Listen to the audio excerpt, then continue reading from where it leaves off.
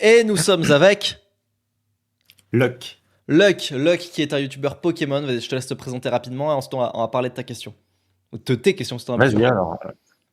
Moi, ça fait quelques temps que j'ai rejoint YouTube Maxi et depuis 2 mois maintenant, je crée du contenu sur Pokémon de manière assez régulière, hein. Je suis passé à un rythme d'une vidéo par semaine depuis un bon mois maintenant et j'ai des stats qui sont vraiment convaincantes, à plusieurs dizaines de milliers de vues par vidéo depuis, euh, depuis un bon mois et demi maintenant. Ouais, bravo.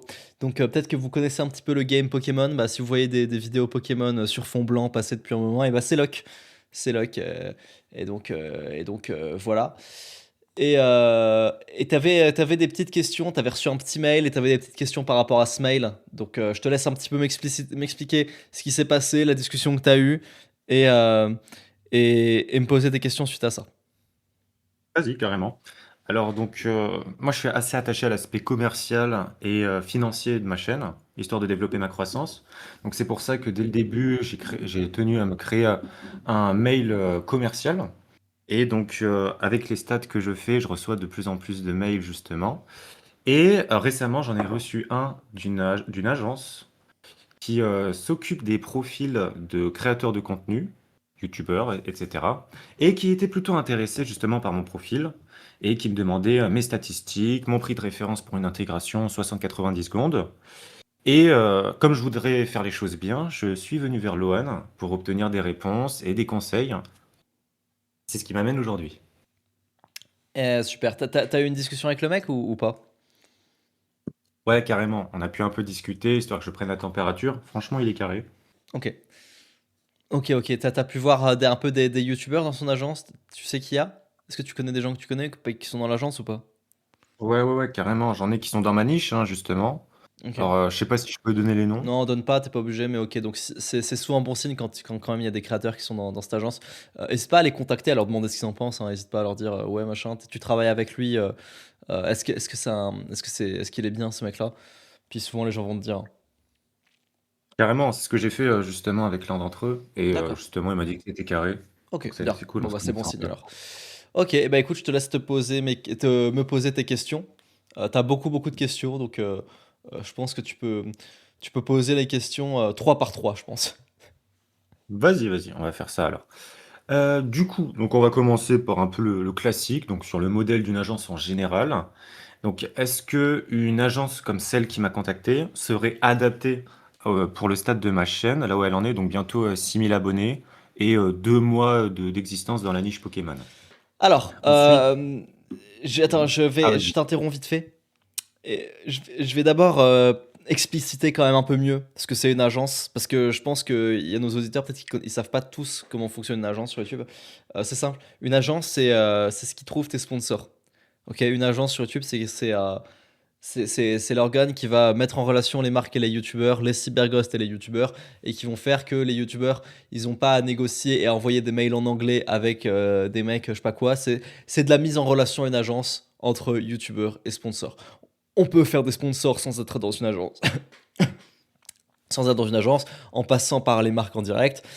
Et en contrepartie, la marque prend un cut sur la sponsor, 10, 15, 20%. Voilà. Je te laisse Ok, continuer, Locke. vas-y. Du coup, après, donc, la deuxième question, c'était bah, quels sont un peu les pièges classiques qu'on peut éviter avec ce type d'intermédiaire, surtout quand on est un novice dans le milieu. Et enfin, donc à partir de quel stade ça devient vraiment intéressant pour un créateur de contenu de passer par une agence, justement, pour entretenir cette relation avec les marques? Alors, pour répondre, est-ce que c'est adapté à ton stade de chaîne? Moi, je pense que on en parlera quand on parlera on va dire du contrat, tout ça. À mon avis, tu peux très bien faire des sponsors, même avec peu d'abonnés, parce que tu fais quand même un peu de vues, tu vois. Tu fais un peu de vues, donc les sponsors peuvent valoir un petit truc.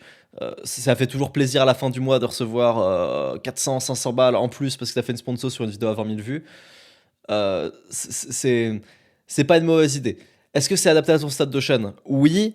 Est-ce qu'il faut bien les faire? Oui. Est-ce qu'il faut une clause de comment dire de non-exclusivité. Ça aussi, c'est très important. On en parlera après, mais c'est très important que tu puisses travailler avec d'autres agences et qu'à tout moment, tu puisses refuser des sponsors, que tu puisses d'un coup ne plus travailler avec eux si tu as envie.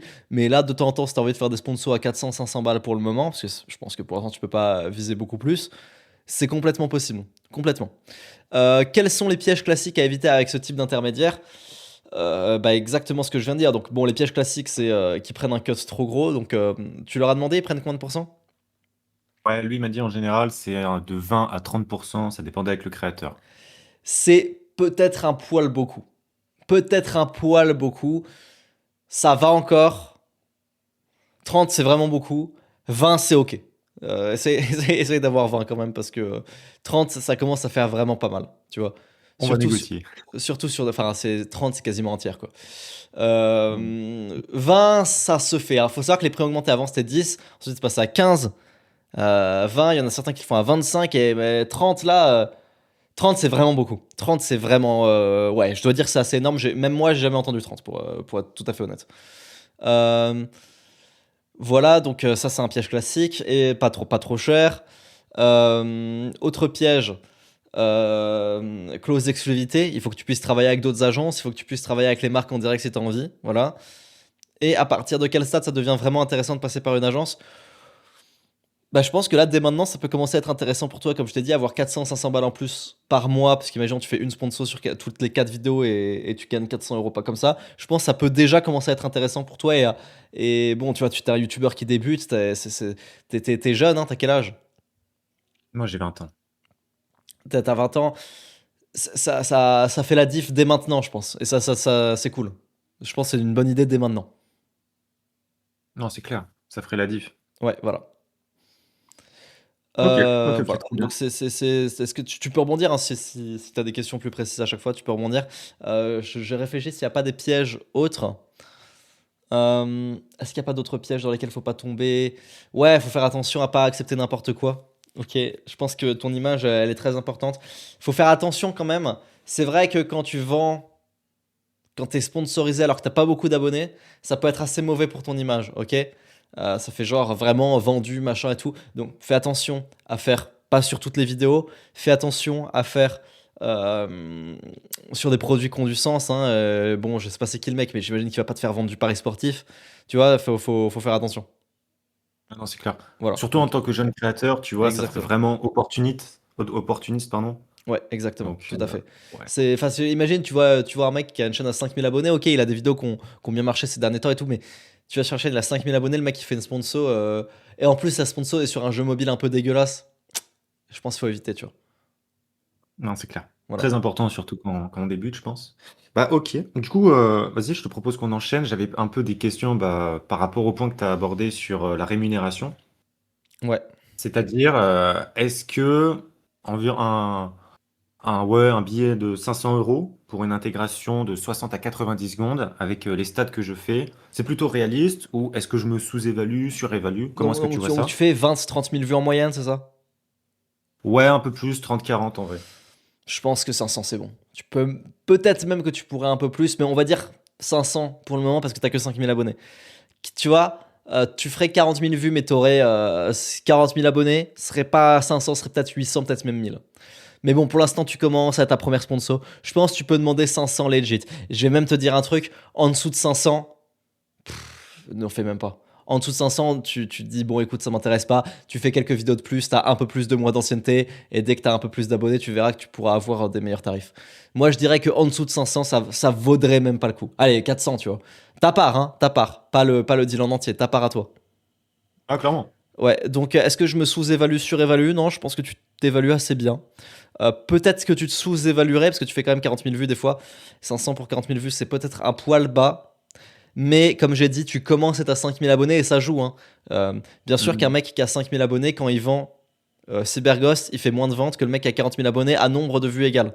À nombre de vues égales, tu fais moins de ventes. Donc c'est pas que les vues qui comptent. Donc, euh, donc 500, en fait, finalement, c'est assez fair, c'est bien. C'est ok. Ouais, c'est clair. L'ancienneté, ça joue et c'est aussi ce qui va définir si les gens ils vont te suivre et t'écouter dans ton call de collaboration commerciale ou pas. Voilà, c'est ça. Eh bah ok, alors du coup, Bah justement, par rapport au stade que je fais, est-ce que bah, ce tarif il pourrait évoluer de quelle manière avec la croissance de ma chaîne? Ça, tu l'as un peu répondu déjà. Ouais, voilà, ouais. Bon, t'as à peu près une idée, mais je pense de toute façon que t'as des bons référentiels, que ce soit sur MS, que ce soit sur Maxi. Même là, dans la manière dont tu t'es évalué toi-même, je trouve que c'est assez cohérent. Je pense que tu sauras toi-même à peu près où est-ce que tu te situes en permanence. Je Ok, pense. mais du coup, ouais. Pour synthétiser, globalement, c'est voilà, ça dépend les vues, ça dépend l'ancienneté, ça dépend le nombre d'abonnés. C'est ça qui va vraiment faire le plus peser L'ancienneté, dans la les balance. vues, le nombre d'abonnés, ouais, c'est à peu près ça. L'ancienneté, les vues et le nombre d'abonnés. Les vues, c'est très important, mais ça fait pas tout. L'ancienneté, c'est vachement important parce que ça fait que les fans eux, vont rentabiliser, tu vois. Et les abonnés, Hmm, ça va avec l'ancienneté. c'est clair. Ok. Et du coup, pour un peu plus pousser dans le détail, au niveau du paiement, de la rémunération, quel type tu favoriserais, toi, entre un montant fixe ou via du CPM? Alors, je vais te répondre, mais juste avant, je vais quand même expliquer à nos auditeurs. Oui, à nombre de vues égal, les sponsors valent pas la même chose. Thibaut InShape, imagine, il fait une vidéo qui marche pas trop à 200, 300, 400 000 vues, tu vois. Ça n'a rien à voir avec le prix d'une sponsor pour Kellyanne sur une vidéo à 200, 300, 400 000 vues. Ça n'a rien à voir. Déjà, parce que tu payes le nom Thibaut InShape, tu payes l'ancienneté, tu payes le fait que ce soit le numéro 1 sur YouTube. Potentiellement que l'OP chez Thibaut InShape va être 3, 4 fois plus élevé que celle de chez Kellyanne à nombre de vues égal. Voilà, j'expliquais pourquoi c'est pas juste le nombre de vues à prendre en compte, mais aussi le nombre d'abonnés et l'ancienneté. Parce que ça vaut plus, en fait, tout simplement. Et parce que les OP seront plus rentables. Kellyanne fait une pub sur une vidéo à 200 000 abonnés, la même pub de Thibaut InShape sur une vidéo à 200 000 vues, pardon, ça va faire beaucoup plus de ventes chez Thibaut InShape. Voilà, excuse-moi. Donc, pour répondre à ta question, fixe vs CPM, donc CPM c'est coût par 1000 vues. Qu'est-ce qui arrange le plus à mon niveau? Bah, un fixe basé sur un CPM moyen de ton nombre de vues. Au bout d'un mois, tes vidéos font en moyenne combien de vues, tu dirais? 1000 environ. 1000? Combien? 50 000. 50 000 au bout d'un mois? Ouais, ouais. Bah, 50 000, c'est beaucoup. C'est vraiment beaucoup. 50 000, allez, on dit que tu as 20 euros de RPM, ok, ce qui est bien. Et tu peux même mettre un peu Ouais. moins. 20 euros de RPM, donc si tu fais 50 fois 20, ce qui fait 1000. Donc un montant fixe où tu demandes. Mais t'es vraiment à 50 000 ou tu maxes un petit peu au bout d'un mois en moyenne? Bah, après, le recul, je l'ai pas beaucoup, tu vois, parce que Ouais, ça fait ok. que 2 mois que je débute. Ok. Mais là, mes vidéos qui ont un mois, elles ont fait 50 000 vues, quoi, ou elles vont le faire. Ok, d'accord.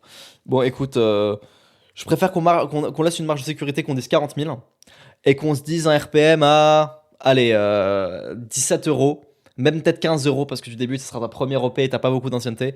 Donc 15 euros fois 40 000 vues. Donc on fait 15 fois 40, ce qui fait 600. Ok, 600 c'est ta part. Donc déjà tu vois que c'est cohérent avec le prix que tu as demandé, tu pourrais peut-être même demander un peu plus. Et qu'est-ce qui Mhm. avantage le plus à ton niveau entre le RPM et le fixe? Je pense que le plus avantageux, c'est le fixe. Ok. Le fixe, c'est la marque qui prend le risque. En fait, dis-toi bien un truc, c'est que dans les deals de sponsor, t'as différents deals de sponsor.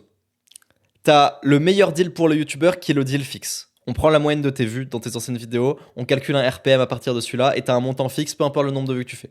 Pour toi, disons que ce sera 600 euros. Peu importe le nombre de vues que tu fais, tu sais payer 600 euros. Donc ça, c'est la marque qui prend tout le risque, le créateur n'en prend aucun. Dans le cas de paiement au nombre de vues, on dit ok, toi tu vaux 17 euros les 1000 vues ou même 15 euros les 1000 vues.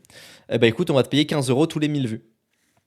Là, c'est à la fois la marque et à la fois le créateur qui prennent un risque, même si quand Oui. même un peu plus le créateur, tu vois. Euh, Tu peux faire des deals un peu variables, c'est-à-dire montant fixe plus une partie variable. Genre, ok, Mhm. jusqu'à de temps à temps, c'est fixe. Et si je dépasse tel nombre de vues, je récupère un bonus. Si je dépasse, et si je suis, et par contre, si je fais moins que tel nombre de vues, bah, je suis beaucoup moins bien payé. Donc, soit je marche très bien et vous me payez beaucoup, soit je marche pas très bien et vous me payez beaucoup moins que ce que je vaux. Tu vois, en mode un deal un peu comme ça, tu peux faire des deals variables. Les deals que je déconseille à 100%, c'est les deals par affiliation. C'est-à-dire par nombre de clics sur un lien ou par nombre de ventes. Là, c'est la marque. Ça, là, c'est le youtubeur qui prend tout le risque. Parce que tu peux faire des vues et faire aucune vente. Et t'as quand même fait une pub pour l'image de la marque. Alors que t'as pas fait de vente. Genre, même, tu peux ne pas faire de vente et c'est quand même rentable pour la marque parce que juste, t'as fait une pub. Tu vois, genre, t'es Ouais. plus présent dans l'esprit des gens. Donc, et t'as associé ton image. Donc C'est ça, tout ton ce qui image, est elle en a pris un coup. tout ce qui est deal par affiliation, on oublie. Si tu peux avoir du fixe, tu peux. Si tu peux avoir du variable CPM, ça va aussi. Si tu peux avoir du fixe plus variable, c'est ok aussi. En gros. Mais essaye toujours de te Ok. demander dans tous les deals, sur tout type de rémunération, il y en a un qui est plus avantagé. Soit c'est le youtubeur qui prend le risque, soit c'est la marque qui prend le risque. Dans le fixe, Ouais, ouais, ouais. c'est la marque qui prend le risque. Dans l'affiliation, c'est le youtubeur qui prend tout le risque. Demande-toi toujours où est-ce que je prends mon risque, où est-ce qu'il est mon risque. Voilà. Ouais, c'est clair. Puis il y a aussi avec le potentiel de la vidéo, parce que si c'est au CPM par exemple et que je fais 1 million de vues, là c'est jackpot. C'est ça. Donc tu peux aussi faire ça. Ou alors tu peux l'utiliser comme argument de vente lorsque tu vas te vendre à la marque ou à l'agence. Tu vas dire, écoutez, bon, moi c'est 50, je pense que mes vidéos en moyenne font 50 000 vues et que je vaux 15 euros de CPM, mais ce sujet a l'air plus porteur que d'habitude. Donc pour le coup, je tablerai sur le double. Vraiment, je tablerai sur le double. Donc au lieu de 600, je proposerai 1200. Et si je fais moins de 30 000, eh ben, vous me payez rien du tout. Tu vois, une sorte de. Pareil, un deal variable qui les protège aussi au cas où vraiment tu fais vraiment pas de vue et toi qui te permet de mieux vendre. Tu vois, tu peux faire ce Ouais, genre de choses. tu fais un espèce de pari avec effet de Voilà, levier. exactement. Ouais, voilà, c'est ça, un effet de levier. Tu peux faire ce genre de truc sur tes sponsors. Carrément, putain, c'est très intéressant du coup. Ok, ok. Bah ça, c'était du coup ouais, l'aspect rémunération. Du coup, on voit qu'il y a quand même pas mal à creuser là-dessus, à réfléchir avant d'accepter un deal. Et on a également abordé le point de l'image et du positionnement du créateur de contenu, pardon. Et parce que ça compte assez beaucoup, surtout dans le cœur des gens et dans l'image qu'ils te portent. Et C'est surtout, clairement et surtout que t'es un petit youtubeur. Tu peux pas faire des sponsors à chaque vidéo quand t'es un petit youtubeur. Tu pourrais le faire si t'avais 1 million d'abonnés. Pas Moi, c'est maintenant. ça, je suis pas Banquille, je suis pas chez Chounet, donc Exactement. ça n'a rien à voir. Ouais. Et du coup, bah voilà, pour rebondir sur ce point de l'image et du positionnement, c'est à quel rythme de sponsoring est-ce que je pourrais aller sans abîmer la confiance de mon audience sur voilà, une chaîne qui est plutôt jeune. Je pense Comment tu que, verrais ça, toi? bah, comme je te l'ai dit tout à l'heure, je pense qu'une sponsor par mois, c'est ok. T'auras aucun souci avec une sponsor par mois. Ok, une sponsor, donc ouais. Si on a un rythme de vidéos hebdomadaire, une par semaine, Une tous les une 4. sponsor toutes les 4 vidéos, voilà. C'est ça. Et c'est nickel. Ok. Et du coup, ouais, donc par rapport un peu au produit ou à ce que tu vas recommander, vendre à ton audience, tu dirais que c'est quoi un peu les limites?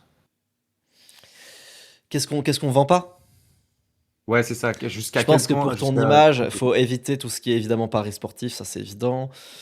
Euh, euh, Chacun sa sensibilité, mais tu vois le Oli, les boissons énergisantes, tout ça, même si c'est des alternatives bonnes pour la santé et tout, ça, ça va à ta convenance, sachant qu'en plus il y a eu un petit drama sur Oli machin et tout qui est ok, hein, franchement Oli n'ont pas grand chose à se reprocher, mais effectivement ça reste quand même moins bon pour la santé que l'eau, si c'est la question qu'on se pose. Donc peut-être de ce point de vue-là, mais encore là ça va. Peut-être les jeux mobiles un peu dégueux, gacha, les Red Shadow Legends likes, tout ça, je pense qu'il faut éviter. Euh, Ça dépend, hein, si c'est Genshin Impact, c'est plus ok, tu vois. Ça dépend toujours un peu des jeux mobiles, mais si c'est vraiment genre Lords of Battle, je sais pas, Age, ouais. Empire, machin, non, tu fais pas. Euh, Un truc qui soit quand même en cohérence je avec pense que tu, le je sujet pense de que ma tu peux chaîne, avoir quoi. du VPN, hein. D'ailleurs, ça va avec ta question suivante, parce que, bon, voilà, pour ceux qui savent pas, j'ai les questions en avance, mais je les ai genre 5 minutes en avance. Euh, la question qui dit comment intégrer un produit hors niche, genre un bureau ergonomique sans que ça fasse tâche. Bah, idéalement, c'est à la marque de se poser ce genre de questions et pas à toi. C'est pas à toi de se demander, tiens, mais comment je peux bien intégrer. Alors, bien sûr, tu vas faire un effort sur l'intégration, faire en sorte qu'il y ait une jolie transition, que tu le vendes bien et tout, Oui, ça c'est de ton ressort, bien sûr. c'est Mais en fait, la authentique. marque qui n'a rien à voir avec toi devrait pas te sponsoriser. Ou alors, c'est une marque un peu du genre VPN qui est pas là pour faire des ventes directement, mais qui est plus là pour être dans la tête des gens, tu vois. Le but d'un VPN, c'est que quand on sponsorise un YouTuber, c'est pas immédiatement d'avoir du rendement sur investissement. C'est pour quand on pense à VPN, on pense à NordVPN ou CyberGhost VPN, hein, l'un ou l'autre. Mm, C'est effectivement. donc tu peux pas forcément faire beaucoup de ventes avec une audience qui a pas forcément à voir, mais qui un jour ton audience qui aura besoin d'un VPN, ils y penseront. Pareil pour un bureau ergonomique ou quoi que ce soit. Mais j'ai envie de dire, c'est un peu plus ce travail de la marque de se demander, tiens, est-ce que c'est pertinent de sponsoriser ce YouTuber et pas tant le YouTuber de se demander, tiens, est-ce que c'est pertinent que cette marque me sponsorise? Tu vois? Ok, ok. Bah, c'est vrai que tu vois, bah voilà, je l'ai reçu le mail pour vendre des bureaux ergonomiques et je me En, demandais si ça avait vraiment un rapport avec ma en niche, tu vois. affi, je suppose, en affi. Ouais, ouais. Bah voilà, tu prends tout le risque du coup. C'est C'est moi ça. aussi, je peux aller de DM n'importe qui et dire ouais, tiens, vends tel truc et si tu fais une vente, tu prends 10%. Enfin, genre, c'est évident. Et j'ai rien à débourser et je m'en fous et je vais même pas regarder le script du youtubeur, j'en ai rien à foutre si c'est de la fille. Si c'est un deal fixe, par contre, je vais me demander, tiens, est-ce que le youtubeur est bon? Est-ce que ça pourra bien fit avec lui? Je vais regarder son texte, je vais regarder sa vidéo. Bah attends, c'est moi qui paye, je vais quand même tout regarder, tu vois. Si c'est de l'affiliation, je m'en bats les couilles. Donc ça revient à ce que je dis, toujours voir à, euh, qui prend le risque. Si c'est toi qui prends le risque, n'y va pas. Et si tu te demandes, si tu te poses la question, tiens, comment je peux bien vendre un bureau ergonomique, n'y va pas. Parce que c'est pas à toi de te poser cette question. C'est à la C'est marque. déjà mauvais signe. Et si la marque se pose legit cette question, elle te proposera un deal fixe. Ok? Ouais, non, clairement. Mais ça, c'est vrai aussi, c'est un point un peu qu'il faut avoir en tête quand on est un jeune créateur de contenu et qu'on reçoit ses premières propositions commerciales. Ça peut paraître incroyable au premier abord, mais il faut aussi prendre un peu le recul pour pas faire ce genre d'erreur et le regretter par la suite parce qu'on a pris les risques, on a entaché son image Exactement. Et puis tu vas pas faire de thunes avec ça, tu t'auras pas de vente. en plus. Donc, ça sert à rien. Et ok, ok, ok, ouais, l'image essentielle, clairement. Et du coup, bah, tu vois, je m'étais aussi posé un peu la question par rapport à tout ce qui est un peu légal, juridique, contractuel. Parce que on m'avait parlé, tu vois, justement de la clause, d'une clause d'exclusivité. Donc, c'est-à-dire que je ne bosse qu'avec cette agence et avec personne d'autre. Donc voilà, Pe- qu'il me gère à Pendant 100% à combien de part temps? entière. Pendant combien de temps? Là, c'était à définir. Il m'avait dit, il n'y avait pas de délai donné. Ok. Et j'avoue que bah, ça m'avait quand même pas mal retourné le cerveau, cette histoire. Je m'étais demandé les avantages, les inconvénients. Et même sur le plan juridique, c'était quoi le mieux à faire? Donc déjà, tu vois, je lui ai un peu posé des questions au mec qui m'a contacté et il m'a dit qu'il faisait pas forcément des contrats avec les gens avec lesquels il bossait parce qu'il trouvait ça pas forcément fluide ou agréable, ce que je peux comprendre. Il y a aussi un système de confiance. Et toi, qu'est-ce que tu en penses du coup par rapport à ça? Si c'est un bon signe, normal? C'est. Alors moi, je suis pas un mec des contrats de ouf, hein. Je suis un peu de son avis aussi. Et on sponsorise aussi beaucoup des youtubeurs. On fait pas nécessairement des contrats à chaque fois. Encore moins quand il s'agit de deals à 500 euros. Le contrat de base, il va te coûter 1000 euros, tu vois ce que je veux dire? Genre. Ouais. Tu- Donc. Bon, bien sûr, des contrats, si t'as 200, 300 000 abonnés, c'est non négociable. Et encore. Et encore.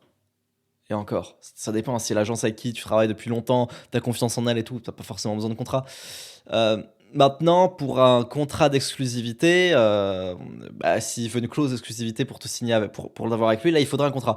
Mais si c'est un contrat par sponsor, je pense que non, pas de contrat par sponsor, si c'est la question. Par contre, c'est un contrat pour être dans l'agence. Non, et n'oublie pas que tout ça, ça se négocie. En fait, ça a de la valeur, le fait de t'avoir de manière exclusive pendant un an.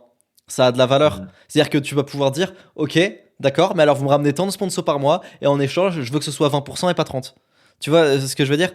Sinon, sinon, c'est pas exclusif. Sinon, j'ai le droit d'aller voir d'autres agences et on fait des deals de temps en temps ensemble, mais vous n'êtes pas ma seule agence exclusive. Moi, ce que je Ouais, c'est veux en ça. échange, c'est le pourcentage baisse, machin, et j'ai tant de sponsors, et on fait ça carré sur tant d'années. Et si c'est ça, bah, j'ai l'impression qu'il faut quand même un contrat. Là, pour le coup, oui, là, j'ai l'impression qu'il faut un contrat. Euh, Ouais, faut pas déconner non plus. Quelles clauses sont non négociables? Bah, rien n'est non négociable, hein. Comme je t'ai dit, même l'exclusivité, ça peut être négociable si t'as un pourcentage plus bas. Tu vois ce que je veux dire? Je veux dire, toutes les agences veulent de l'exclu en général. Pas toutes l'ont. Ok, il y a plein de youtubeurs qui veulent des youtubeurs en exclu. Plein d'agences qui veulent des youtubeurs en exclu. Et ils les ont pas parce que les youtubeurs refusent parce qu'ils savent que c'est peu avantageux pour eux. Mais si les youtubeurs étaient intelligents, ils diraient ok pour une exclu, mais en contrepartie, tac, tac, tac. Tu vois, ils demandent pas ça. Ils disent juste ah non, juste pas d'exclu. Bah, ils font juste des deals sans exclu.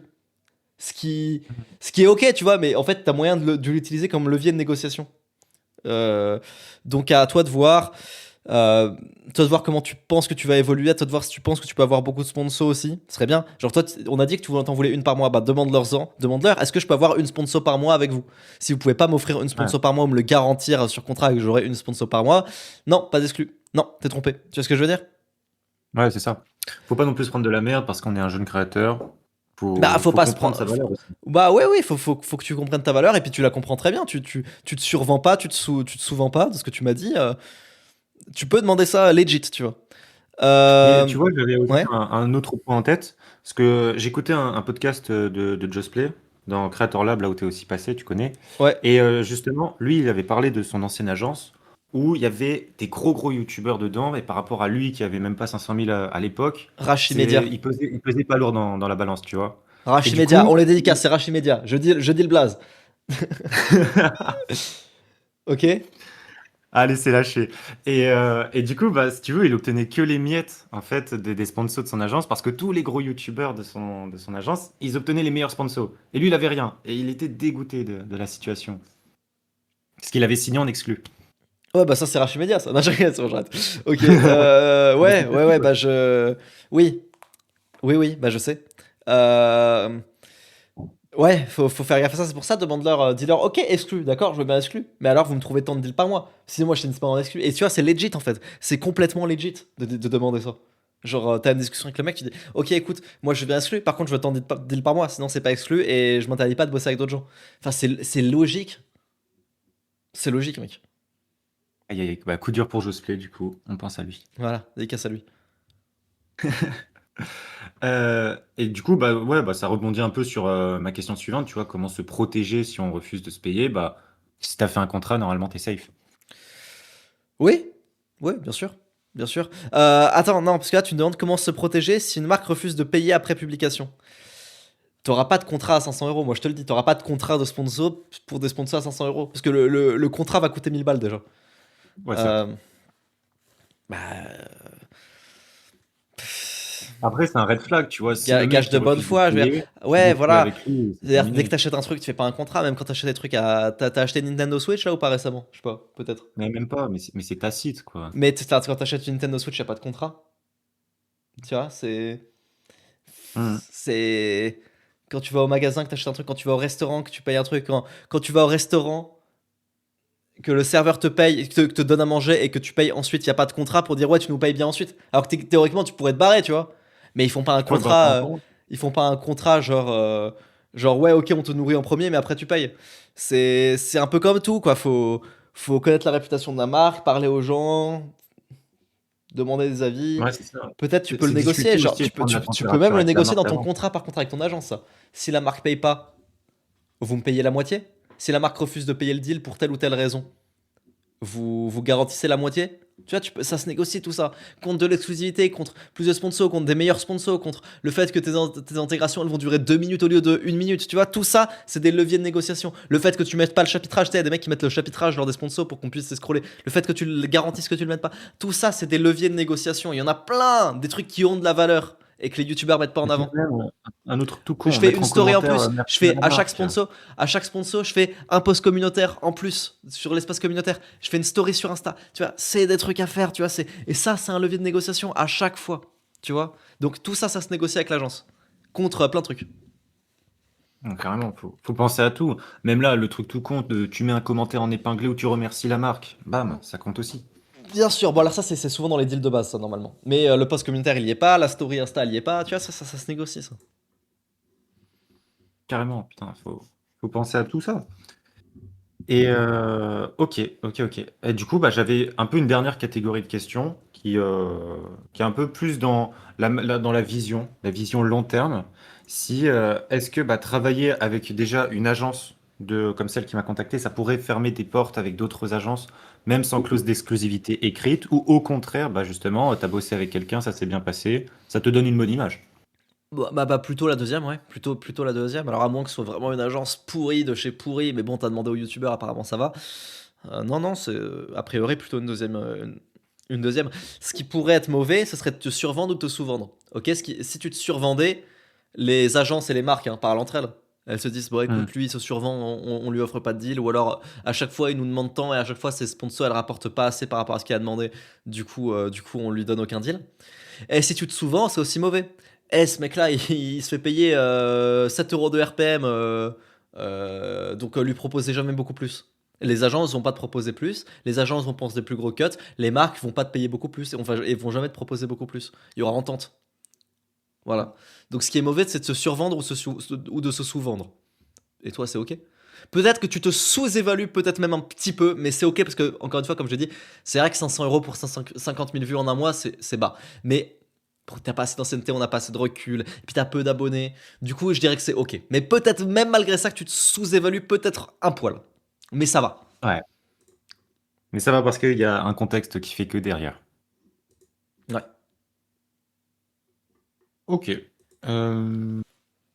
Ouais, puis du coup, bah, si, imagine, je sais pas, t'es jeune créateur, mais t'as pas d'agence qui te contacte, mais t'aimerais bien faire des sponsors aussi pour faire entrer un peu d'argent, peut-être même accélérer ta croissance, te payer un monteur, je sais pas. Bah, est-ce que t'irais contacter de toi-même les marques ou pas? Non. Je pense que c'est un peu une perte de temps de contacter les marques. Je trouve que c'est très compliqué. Je trouve que le travail d'agence, il est bien, il est utile, tu vois. Je trouve que prendre 30% dessus, c'est un peu abusé. Mais le travail d'agence, il est utile. On a, on a quand même besoin d'intermédiaires dans la vie, tu vois. On aime bien dire les intermédiaires dans tous les domaines, hein. On aime bien dire qu'ils sont un peu inutiles et qu'on peut faire sans. Je trouve que le travail d'agence sur YouTube, il fait un travail, franchement, qui demande de l'expertise, des années d'expérience, savoir bien tourner les mails, savoir quoi mettre en avant dans la négociation. Tu vois, tout ce que je te dis là, les trucs de pas de chapitrage, du chapitrage, la story en plus, le machin, l'exclusivité compte moins de pourcentage, c'est 1% du niveau de connaissance qu'il faut pour être agent, en fait, tu vois. Pour bien négocier des deals, ça s'apprend. Pour, euh, pour avoir les contacts aussi, ça vaut quelque chose.